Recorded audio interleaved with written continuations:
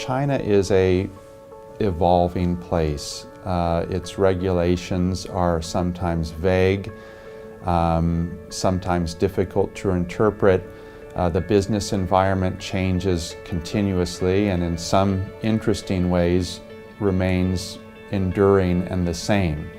And what the China Center does is provide its members with early warning signals on policy and economic developments that will have material impact on their business and helps them make good business planning assumptions about those developments.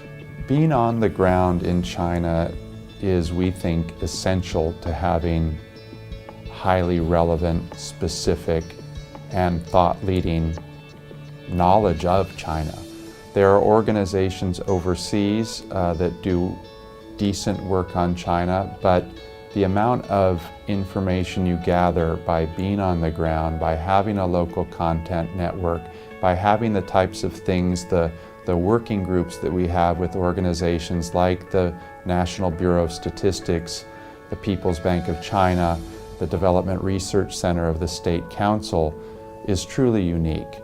We think our information, our content, is genuinely thought-leading, and it's much easier to do, or I should say, much more effective to do that when you're on the ground in China, interacting with the sources of data, the sources of insight directly, day to day.